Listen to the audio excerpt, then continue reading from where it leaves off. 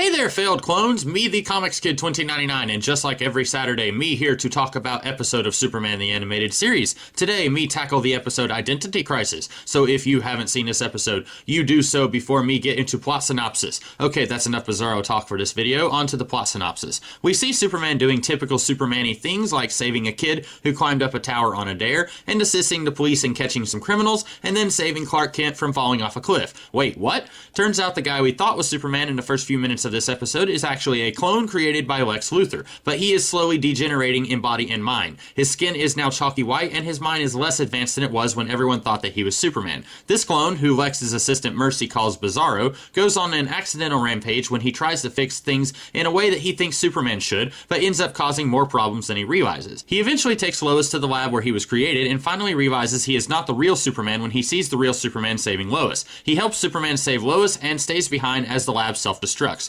Lois and Superman aren't sure if Bizarro survived, but they hope so because he had a good heart in the end. So I've never been a huge fan of Bizarro. I know he doesn't show up that often, but every time he does, I always find myself saying, "Aw, Bizarro again?" And his backwards opposite day speech patterns are also enough to drive me up the wall. But I do think Bizarro stories can be very touching and heartwarming, like his first appearance in the Superboy comics in the 1950s, or his first post-Crisis on Infinite Earths appearance in John Byrne's Man of Steel miniseries, or in this episode. I think a big reason most Bizarro stories don't work for me is a lot of times it seems the creators try to make them funny, or if not funny, then at the very least really silly, and that just doesn't work for me. Mostly because the backwards opposite day speech isn't actually funny at all, and it gives me a headache. But the thing all of my favorite Bizarro stories seem to have in common is the element of tragedy at their core, which is definitely true here in this episode. This episode plays with some pretty heavy material for a Saturday morning cartoon, and heck, even for the DC animated universe, this episode is pretty deep. It has the typical thing that many stories about clones will explore, with the "is a clone really a thinking entity or a disposable science experiment" question.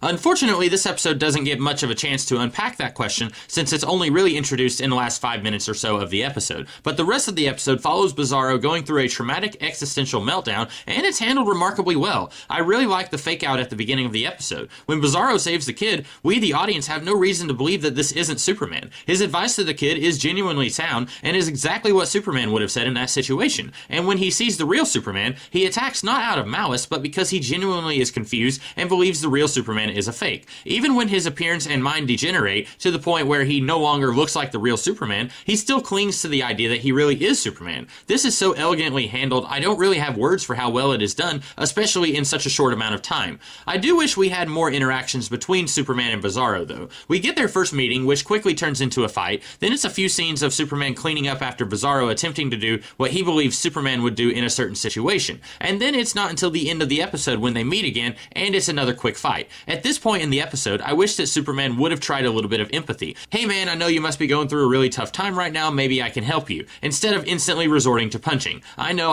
Bizarro is the one who started it, but Superman should have at least tried a little communication, you know? And while this episode does an amazing job on showing Bizarro's downward spiral, I do think it lacks a little in the Lex Luthor part of the episode. He tells Lois how he created Bizarro, but we are never told why. Yes, Lex is the kind of guy who would want his own superhuman to control for his own purposes, but it makes little to no sense that he would want an identical Superman flying around. Before Superman came to Metropolis, Lex was the most powerful man in the city, maybe the world. Superman's very existence pushed Lex down to the number 2 spot, which is a huge reason why Lex detests Superman so much. So why create a clone of Superman? Does he intend to kill Superman and then destroy the clone? If he kills the real Superman and then keeps the fake Superman, or men if the other clones in his lab are to be believed, then the people in Metropolis are still going to look up to Superman as the number 1 guy, even if he is now being controlled by Lex Luthor. Lex's ego is way too big to allow for that, which begs the question, why? Why go through all of this trouble if you are still going to be seen as the number 2 guy? It seems to me that Lex would have had to have had a few more steps to his plan, like kill the real Superman, let the clone fly around pretending to be the real deal for a little while, then either air quotes go rogue, forcing the heroic Lex Luthor to come in and put a stop to the alien tyrant's actions, or Lex creates some menace that Superman is not strong enough to stop, and then Superman dies defending Metropolis, but Lex is able to stop the constructed menace himself, placing himself back in the the #1 spot. Of course, all of this would have been moot either way, since Bizarro could never pass as Superman long enough for either of those plans to be put into action. And I can see why they wouldn't want to devote screen time to this plot, since it would make this episode more of a Lex episode and less of a Bizarro episode. And the heart and soul of this episode really needs to lie with Bizarro and not Lex. So even though Lex's plans seem half-baked here, I can see why they didn't fully bake those plans, or why they didn't devote any screen time to Superman and Lois telling the police about what Lex was up to, even if it would amount to Lex having the right judge and cops in his pocket and claiming that he was working on a cure for cancer in that burned down lab. Still, it does seem slightly sloppy, even when I see why they did it this way.